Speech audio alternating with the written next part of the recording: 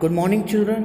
आज हम plus two class की इंग्लिश की सेकंड पोइम रीड करने जा रहे हैं जिसका नाम है an elementary school classroom in a slum. About the poet. पहले हम पोइट के बारे में पढ़ रहे हैं जिसने इसको लिखा है, इस पोइम को लिखा है। राइटर हैं जो स्टीफन स्पेंडर। ये इंग्लैंड से बिलोंग करते हैं और इनका जो लाइफ स्पेन दिया हुआ है स्टार्टिंग में 1905 टू 1995, यानी कि इनका ये लाइफ स्पेन में क्या है कि इनका बर्थ जो है 1909 में हुआ और इनकी डेथ कितने में हो गई 1995 में। वॉज एन इंग्लिश पोइट, एक इंग्लिश पोइट भी थे। And N assist. एसिस्ट क्या होता है? जो कि ऐसे लिखता है, निबंध लिखता है, जिसको हिंदी में बोलते हैं। He left University College Oxford without taking an degree. उसने क्या किया? यूनिवर्सिटी कॉलेज था ऑक्सफोर्ड का, उसको बिना डिग्री लिए छोड़ दिया। And went to Berlin in 1930, और 1930 में 1930 में बर्लिन चले गए। Spender took a keen interest in politics and declared himself to be a socialist and pacifist. क्या किया इन्होंने? अपने आप को राजनीति में इन्होंने बड़ा इंटरेस्ट लिया, बड़ी दिलचस्पी दिखाई और अपने आप को एक सामाजिक व्यक्ति होने के नाते अपने आप को एक सोशलिस्ट, सामाजिक कार्यकर्ता एंड पैसिफिस्ट होता है, शांति प्रिय, उसमें शांति में विश्वास रखने वाला। A person who believes in peace, जिसको हम बोलते हैं pacifist.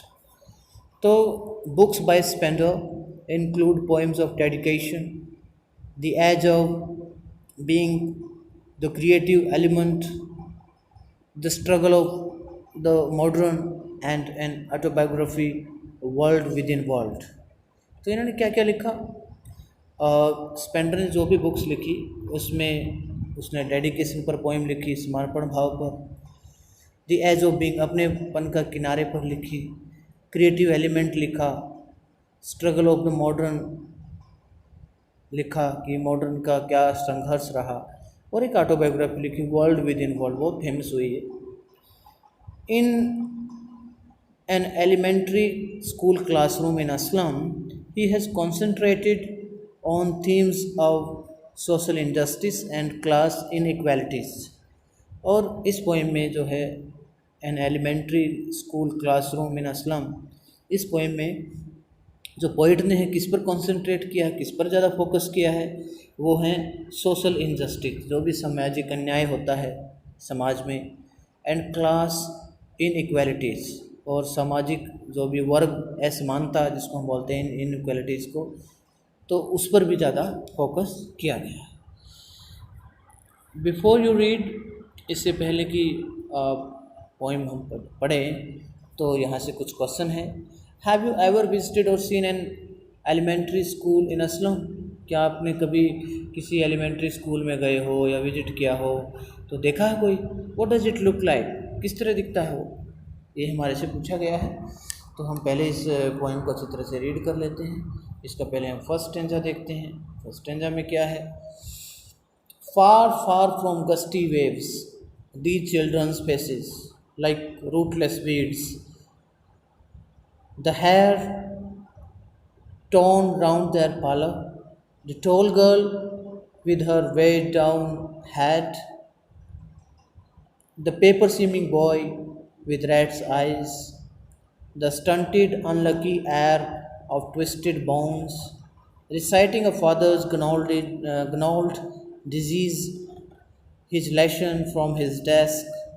At the back of the dim class, one unnoted, sweet and young, his eyes live in a dream of squirrels game in tree room other than this।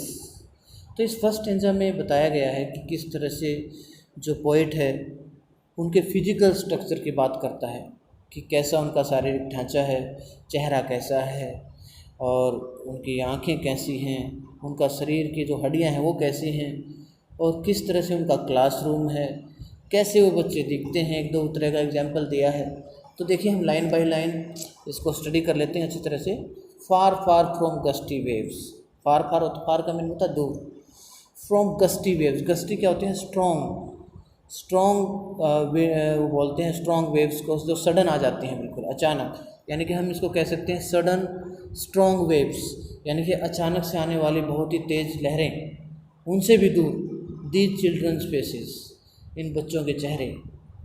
Like rootless weeds, weeds क्या होते हैं? Wild plants होते हैं, जो जंगली पौधे हैं ना, जंगली घास को भी बोल देते हैं, घास को बोल देते हैं। और रूटलेस यानी कि जड़ें सी निकली हुई है उनकी, यानी कि वो बेसलेस हैं और इतने क्या है, डेवलप नहीं है अपने आप में, उसकी तरह वो दिखते हैं जिस प्रकार से घास नहीं होता, सूखा घास, जंगली घास, उसकी तरह उनके चेहरे हो गए हैं। The hair torn around their pallor, जो उनके जो बाल हैं, हेयर टोन, टोन का मतलब वैसे होता है फटा हुआ होना। राउंड देयर पालर, पालर क्या होता है? एक प्रकार से हम बोलते हैं पीलेपन को। पालर का मीनिंग क्या है? एक पीलापन सा उन पर छा गया है, क्योंकि जब हम कई दिन तक नहाए ना, बाथ वगैरह नहीं करते, या बाल ऐसे ही उलझे पुलझे रहते, तो उन पर पीला सा कलर आ जाता है, तो ऐसे उनके बाल हो गए हैं। द टॉल गर्ल, एक लंबी सी लड़की का एग्जाम्पल दिया है। With her weighed down head, जो अपने बिल्कुल सिर को बड़ा भारी करके अपने नीचे की तरफ झुकाए हुए है। The paper seeming boy, paper seeming boy क्या है? कागज़ की तरह दिखने वाला, मीन वेरी वीक, बहुत ज़्यादा कमज़ोर दिखने वाला बच्चा। विद रैट्स आइज, जिस प्रकार से रैट की आँखें ना होती, चूहे की आँखें बहुत छोटी होती हैं, स्मॉल होती हैं और सिकुड़ी हुई सी होती हैं, ऐसे ही उसकी आँखें सिकुड़ी हुई है बिल्कुल। और कैसा लग रहा है वो? The stunted unlucky air of twisted bones, यानी कि स्टंटेड क्या होता है? स्टंटेड अपने आप में होता है जो कि अंडर डेवलप्ड हो, यानी कि विदाउट एनी केयर, जिसका पर ध्यान नहीं दिया गया हो। और हम कह सकते हैं कि अंडर नरिशमेंट, जिसका लाल पालन अच्छी तरह से ना किया गया हो, स्टंटेड बोलते हैं। मीन जो ये बॉय है, बॉय इज़ अंडर डेवलप्ड और विदाउट विदाउट केयर हम कहेंगे, कोई ध्यान नहीं दिया गया उस पर।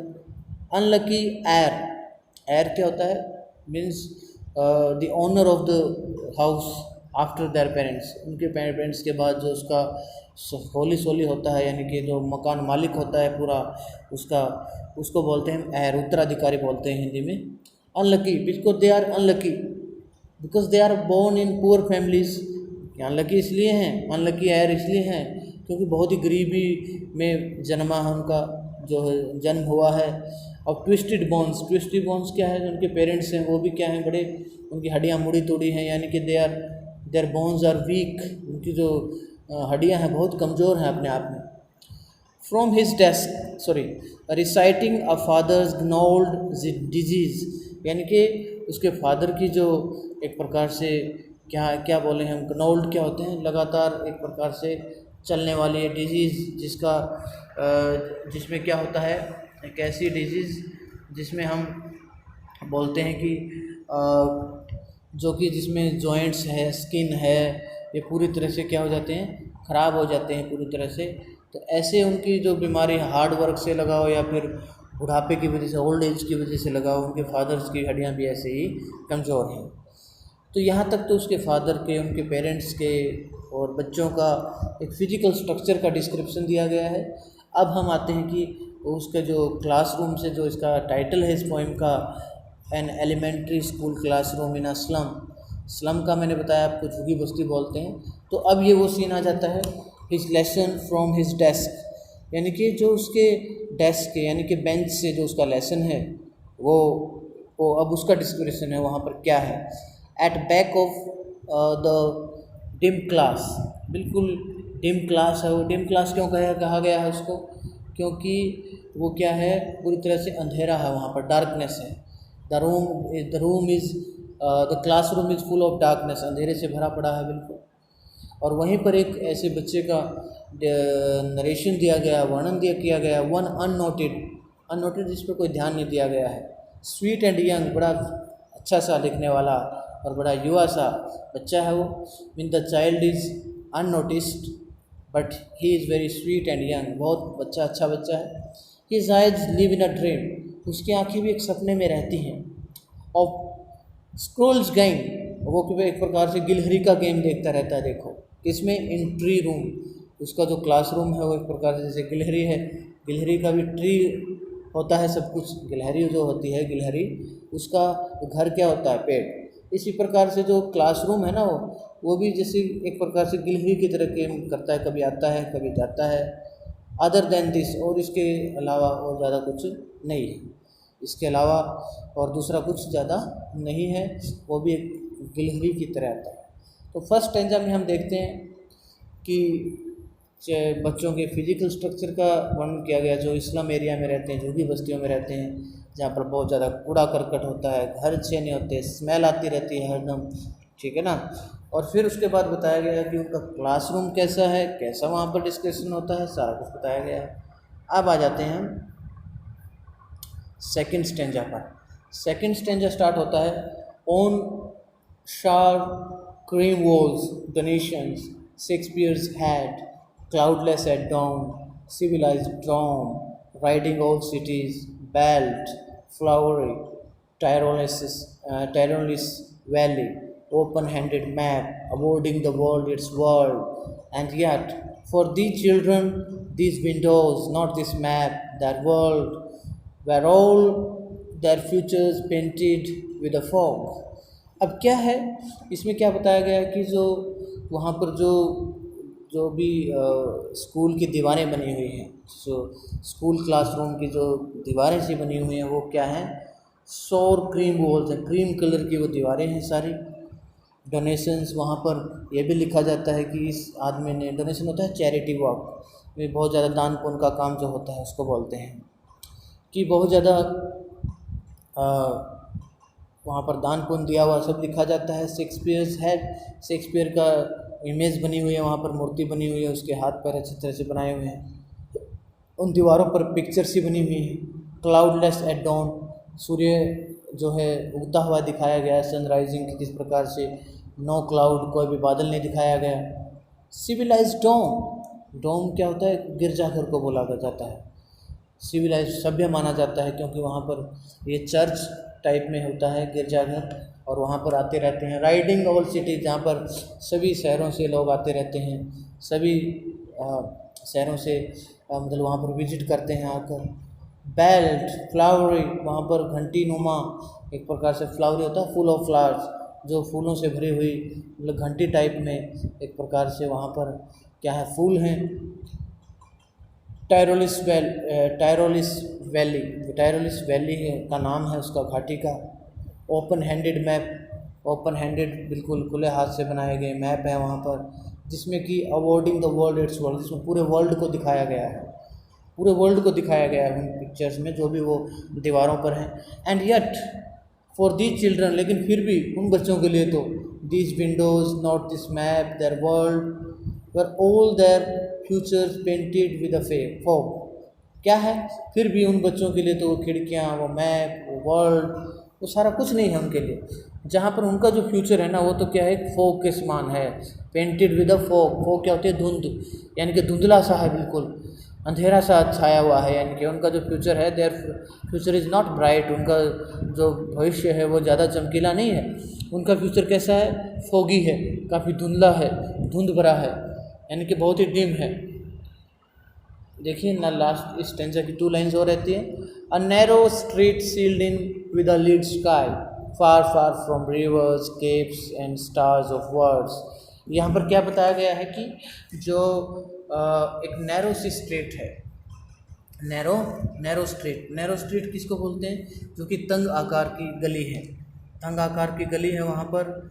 और हम देखें तो, और उसमें इट इज़, देखो ये जो वर्ल्ड है एक प्रकार से ओपन वर्ल्ड है, विद अ लीड स्काई, बिल्कुल जो कि आकाश की तरफ जाता है, तंग आकार की गलियाँ हैं, और उनके संसार में sealed in with a lead sky, और थोड़ी सी क्या क्या कहेंगे, इन जो वर्ल्ड है उनका वो क्या है, डल स्काई है, जो उनका संसार है वहाँ पर।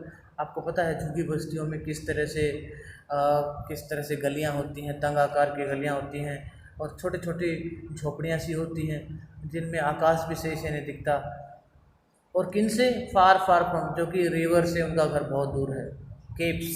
केप्स जो होती हैं, एक प्रकार से जैसे लैंड होते हैं जिसमें अंतरिप भी बोलते हैं, जैसे कि जो कि pieces of lands sticking out in the sea, into the sea, जो कि समुद्र में होते हैं ना एरिया, उसको केप्स बोला जाता है, उसको अंतरिप भी बोला जाता है हिंदी में।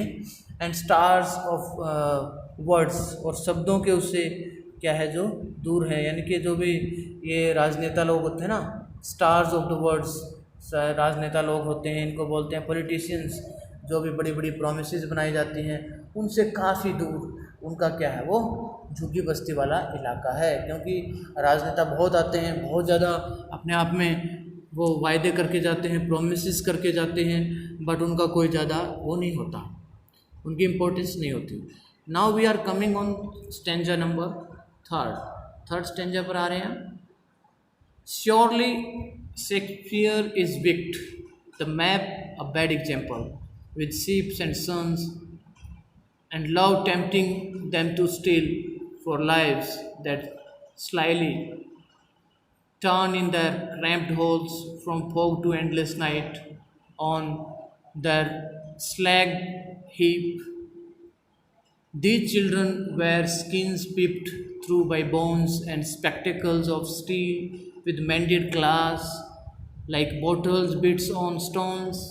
All of their time and space are foggy slum, so blot their maps with slums as big as doom. देखिए बड़ा इम्पोर्टेंट स्टेंजा है यहाँ पर। पोइट के प्रति पोइट ने एक दर्द भरी आवाज़ निकाली है, उनके प्रति काफ़ी अवेयर है। जो भी वो सोसाइटी है, बहुत ही पुअर स्ट्रेटा ऑफ सोसाइटी से बिलोंग करते हैं, जो भी स्लम एरिया में लोग रहते हैं। तो अभी थर्ड स्टेंजा में कह रहा है वो कि श्योरली शेक्सपियर इज, जो उनके लिए क्या है, it will be weak to talk about I would say it will be very wrong to say that Shakespeare has no importance for them, कि शेक्सपियर का तो उनके लिए कोई मोल ही नहीं है। श्योरली, श्योर होता है निश्चित रूप से, सर्टनली। शेक्सपियर इज विक्ट, शेक्सपियर का कोई एक प्रकार से हम कहें तो उनको शेक्सपियर विक्ट का मतलब होता है वैसे नीच प्रवृत्ति का हो, शेक्सपियर का दिखाने का कोई बेनिफिट नहीं है उनके लिए, शेक्सपियर की फ़ोटो चिपकाने का हो। The map a bad example, map भी दिखाया गया ना जो हमने लास्ट स्टेंजा में पढ़ा, वो भी उनके लिए कोई अच्छा एग्जाम्पल नहीं है। With ships and suns and love tempting them to steal, और उन पर जहाज़ दिखाए गए हैं, सन दिखाया गया है, और उनके प्रति लव क्या होता है, प्यार दर्शाया गया, टेम्पटिंग देम टू स्टील, कि उनको थोड़ा सा लालच देने के लिए सब किया गया है। तो ये सब क्या है, ये क्या है, this is a bad example for them. उनके लिए क्या फ़ायदा इन चीज़ों का, उनको तो क्या चाहिए, उनको तो 2 वक्त की रोटी चाहिए, वो सारा दिन भूखे मरते हैं। Education is next thing for them, भाई शिक्षा तो उनके लिए बाद की बात है, पहले they have to satisfy their hungers, पहले तो उनको अपनी भूख को शांत करना है, उसके बाद ही सोचना है इस बारे में। सो आगे क्या है कि on their slack from for lives that's slightly turn in their cramped holes. अब क्या है कि अगर लाइफ की बात की जाए उनके लिए, तो लाइफ है ना जो बहुत ही मिजरेबल है, बहुत ही दुखदाई उनकी लाइफ है, और दुखदाई लाइफ है उनकी, और इस तरह से ना बड़ा एक अपने आप में डिफ़िकल्ट हो गई है उनकी लाइफ। तो हमें समझना है कि हमें we have to take care of them, हमें बहुत ज़्यादा ध्यान देना उनकी बातों पर, और किस तरह से जो लाइफ है इतनी मिजरेबल हो सकती है। तो आगे हम देखते हैं अभी कि उनकी जो ज़िंदगी है बहुत ज़्यादा क्या हो चुकी है, डिफ़िकल्ट सिचुएशन में उनके लिए ये मैप, ये शेक्सपियर, ये सब कुछ नहीं है, नथिंग उनके लिए। तो अब हम आगे आते हैं कि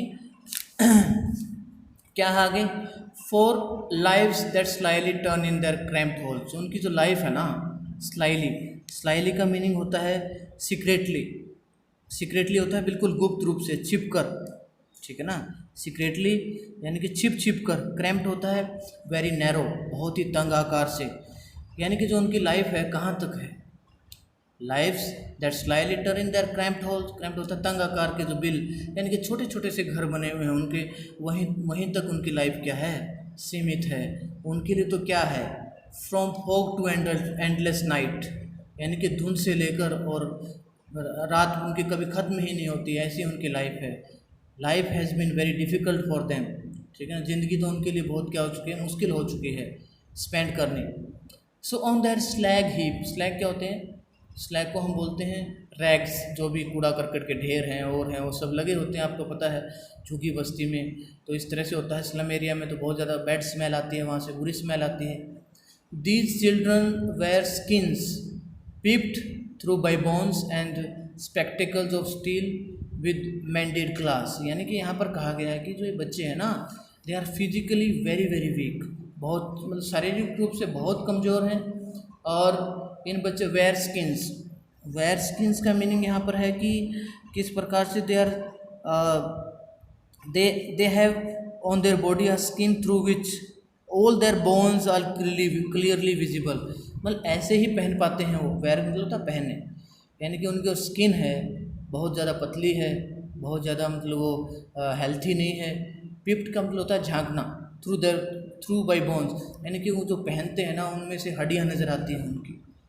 and spectacles of steel mended glass, और ऐसे लगता है कि जैसे जो भी वो they are wearing spectacles with a second hand steel frame, यानी कि जो चश्मे भी पहने हुए हैं ना वो सेकेंड हैंड टाइप के पहने हुए हैं। स्पेक्टिकल होता है चश्मा, स्टील से बने हुए जो मैंडेड ग्लास के सेकेंड हैंड पहने हुए हैं। Like bottle beads on stone, जिस प्रकार से पत्थरों पर ना बोतल होती है ना, पत्थरों की बोतल बनाई जाती है, इस प्रकार से मतलब वो बनाए हुए, या हम ऐसे भी कह सकते हैं इसको, they look like bits of broken bottle lying on stone, कि टूटी हुई मतलब जो भी बोतलें होती हैं ना उन जो पत्थरों पर उसी के वो बना लेते हैं इस प्रकार से ग्लास वगैरह।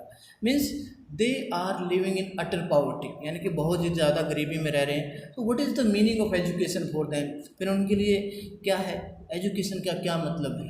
दे are not able to maintain 2 times bread, जब वो 2 वक्त की रोटी भी मेंटेन करने के काबिल नहीं है, तो बड़ा एक डिफ़िकल्ट सिचुएशन है अपने आप में। All of their time and space are fog slum, उनका तो सब टाइम भी और जो जगह है सारी क्या है तो सब धुंध से भरी हुई है, सब कूड़े करकट से भरी हुई है। उनका सब टाइम और जो उनका स्पेस है यानी कि एरिया है आसपास, वो सब क्या है, सब फोगी है, धुंध से भरा हुआ है, और स्लम है यानी कि कूड़ा करकट से भरा हुआ है। So blot their maps with slums as big as doom, doom क्या होता है अपने आप में, डेथ को बोलते हैं, मृत्यु को बोलते हैं।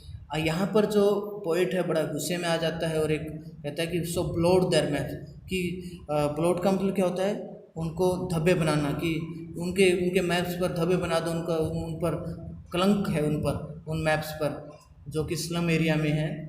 और जैसे वो तो डेथ के समान है उनके लिए, उनका क्या मीनिंग है, उनके लिए कोई मीनिंग नहीं है, because they are meaningless for them, all these things are meaningless for them, क्योंकि because their appetite is not satisfied, ठीक है ना। जब उनकी भूख ही शांत नहीं हुई है, दे आर हंग्री, और वो भूखे हैं, कहते हैं ना भूखे पेट तो आदमी का काम करने का भी मन नहीं करता, पढ़ाई तो दूर की बात है। तो ये सारी बातें हमने समझनी है। इस स्टैंजा 3 में पोइट ने पूरा डिस्क्राइब किया कि ये जो एग्जाम्पल्स हैं शेक्सपियर का है, ये उनके लिए कुछ नहीं है, वो तो बहुत ही ज़्यादा गरीबी में रह रहे हैं, उनके लिए तो लाइफ बड़ी मिसरेबल हो गई है। Now we come on the last stanza. Unless, अब यहाँ पर जो पोइट है अपनी आवाज़ भी बताता है, unless governor, inspector, visitor, this map becomes their window, and these windows that shut upon their lives like catacombs break open till they break the town, and show the children to green fields, and make their world run azure on gold stands, and let their tongues run naked into books, the white and green leaves open history there's whose language is the sun। तो क्या है यहाँ पर जो last stanza में है, poet बड़े अच्छे से डिस्क्रिप्शन देता है कि जो जब तक कि नहीं, अनलेस का मतलब था जब तक नहीं, जो गवर्नर है, इंस्पेक्टर है, विजिटर हैं, सब ये क्या है, शोषण करने वाले लोग हैं। यहाँ पर जो the poet addresses this lines to the school governor, जो स्कूल का गवर्नर है, इंस्पेक्टर है, and one who comes here as a visitor, जो कि एक प्रकार से यहाँ पर विजिट करने आता है स्कूल में। दिस मैप बिकम्स दैट, और जो ये मैप है ना, it says that the maps of the world have no meaning for this project. जो मैप हैं उनकी windows set open their lives with catacombs. Catacombs क्या होता है? लाइक कैटाकॉम्स को हम बोलते हैं कि सीरीज ऑफ अंडरग्राउंड टनल, जो सुरंग होती है ना नीचे नीचे, उसको बोलते हैं कि ये तो खिड़कियाँ और ये सब उनके लिए क्या है, कुछ भी नहीं है। ये मैप वगैरह सब अंडरग्राउंड चीज़ें हैं, उनके लिए कोई फ़ायदा नहीं है, सब मीनिंगलेस है ये चीज़ें। तो break open till they break the town, कि means think about them, try to improve the conditions of these poor children, कि इन गरीब बच्चों की स्थिति को सुधारने की कोशिश करो, तोड़ो इन चीज़ों को, तोड़ो और खुला छोड़ो उनको, till they break the town, इससे पहले कि उस शहर को तहस नहस ना कर दे। यानी कि जब गरीब अपने पर आता है तो उस तहस, जब उसको भूख सताती है तो वो कुछ भी करने को तैयार होता है। पोइट कहता है कि तब तक वो तबाही ना मचा दें, तो आप उसके लिए सोचो, उनके लिए बहुत सारी कोशिश करो आप, कि जिससे कि जो सिटी है पूरी तरह से बच जाए। And show the children to green, उन बच्चों को भी हरे भरे खेतों में ले जाओ, दिखाओ उनको जाकर। And make their world rain azure on gold Sands, और जो सुनहरे रंग का रेत है, सैंड क्या होता है, रेत, और उन पर जो उनकी लाइफ है उनको भी ऐसा वर्ल्ड दिखाओ। एज्योर का जो कलर होता है उसको हम बोलते हैं, रेन एज्योर का मतलब होता है become clear like the blue sky, ताकि उनको भी खुला आकाश, नीला आकाश देखने का मौका मिले, उनके वर्ल्ड को भी ऐसा बनाओ। And let that tongues run into and let that tongues run naked into books, और उनकी क्या है, उनकी जो भी एक प्रकार से जो उनकी जो वाइट जो बुक्स वगैरह हैं, when they have no worries in their life, जब उनकी लाइफ में कोई चिंता नहीं रहेगी ना, then they will be focused on education, तब वो फोकस करेंगे, they will focus on education पर फोकस करेंगे। नेक्ट इनटू बुक्स, जब वो बिल्कुल खुली आंखें, नेक्ट का मतलब होता है खुली आंखें, जो है वो बुक में रखेंगे। The white and green leaves open history, जो वाइट और ग्रीन लीव्स होंगे ना, वो उनके लिए पूरी इतिहास खोलेंगे। हुज लैंग्वेज इज़ द सन, जिसकी जो भाषा है वो क्या है, सूर्य है, सन है, यानी कि प्रकृति है। मीन्स यहाँ पर पोएट इस स्टैंजा में कहता है कि सो देम द नेचर, उनको भी प्रकृति से रूबरू करवाओ, प्रकृति से वो करवाओ, और उनकी भी लाइफ है, उनके लिए भी कुछ ना कुछ करने की सोचो, तभी वो लाइफ में अच्छी इम्प्रूवमेंट आ सकती है। यहाँ पर पोइट बड़े अच्छे अंदाज में कहता है कि हमें we must try our level best to improve the conditions of the poor, कि गरीब बच्चों की स्थिति को सुधारने के लिए हमें बहुत ज़्यादा कोशिश करनी चाहिए। तो इस पोइम में हमने सीखा डियर चिल्ड्रन कि किस प्रकार से हम इसकी जो क्रिटिकल एप्रिशिएशन है और जो क्वेश्चन आंसर्स हैं वो नेक्स्ट पार्ट में करेंगे। तब इसकी जो रीडिंग मैंने ली है, you have to take care of taking the reading of the poem की अच्छी तरह से रीडिंग लेनी है। Thank you very much.